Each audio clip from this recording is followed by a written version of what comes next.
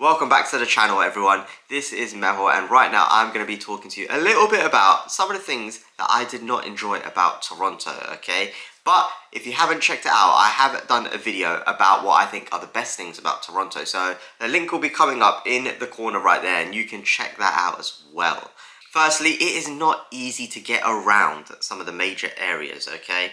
You will be doing a lot of walking, but also their subway isn't the greatest, okay? It's not very much like the New York subway. It's not very much like the TfL Underground that we got here in London. So you might find yourself getting a lot of taxis around the city because it's not the most accessible. The next thing, and I think it is a North America thing that I'm about to say here, it's the tipping culture.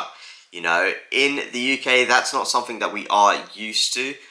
But I think over in New York and Toronto especially, that it's an added cost to something that you probably do not expect at times. And if you was to leave a standard 10% tip, it would be looked very much down upon that you've done something wrong. Okay, so that is something that you kind of do need to bear in mind when you are visiting Toronto about the tipping culture. I'll tell you a little story. I went to a basketball game. I wasn't in the stadium, I was just outside of it, and I ordered a drink, and the man literally took it from, he didn't even move an inch, took it, opened it, gave it to me, and I had to tip him for that. So it's definitely an experience that you do need to get your head around, that tipping is the norm over there, and tipping, at least I believe, a minimum of sort of 20%, which, yeah, it's something that you do need to get your head around. Shopping. Now, shopping is something that we all love, okay? I love going shopping when I'm out there. You guys will probably love going shopping when you're out there, but do not be fooled. The prices that you see on the tags of the clothes is not the amount that you will be paying. When you take that item to the till, it is going to be an extremely different price that is going to be said to you to pay.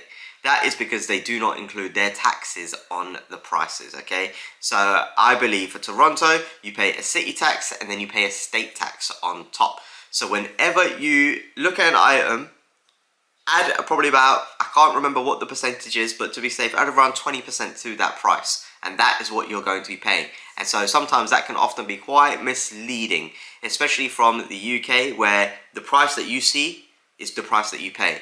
Whereas over there, that is definitely not the case. So try and factor that when you do go shopping. Now, I have always been fortunate to have gone to Toronto during the summer, okay? I've only been in May and I've only been in September. And although the weather there is absolutely stunning, if you was to go in the winter, it could be absolutely brutal, okay? It is absolutely brutal, the winter. The snow there, the cold there, it is something that you do need to brace yourself and prepare yourself for if you do venture out there, because those winters are no joke. And somebody told me about Toronto is when they do have seasons, they are proper seasons, okay? So their summers are baking hot. Their winters are extremely cold. Their autumn is almost a perfect fall season. And the spring actually does feel like you are about to go into summer. So their seasons are proper seasons. And that is something that you do need to bear in mind when you go. So if you're traveling in winter time, brace yourself for it. The next thing is construction. Okay, now I get this. When you are in a major city, you can expect construction everywhere, okay? But sometimes that doesn't make for the best thing. If you are staying in an area where a lot of construction is taking place, you can expect to have an early start because that construction is loud. So that might not be the best thing for you if you are trying to rest up on that trip. Also, something that adds to construction is traffic. So if you're trying to make your way around the city by car, that can have a knock-on effect to it, okay? And it can often be quite difficult to walk around because they'll be closing sidewalks and pavements. So it could be a little bit of a nuisance. And the last thing I would say about Toronto is the fact that once you've seen all the major sites, you've kind of completed it. It does not have many major attractions, okay? I think when you think of major attractions in Toronto, you think of the CN Tower, Niagara Falls, which is a journey away. But once you've kind of done both of those, it doesn't really have anything else much to do unless you really kind of immerse yourself into living life like a Torontonian, okay? It's not got the major tourist attractions that a New York might have or a London might have, so it's something that you kind of do need to bear in mind when you are planning your journey, to really kind of research into it and look and see what you can find.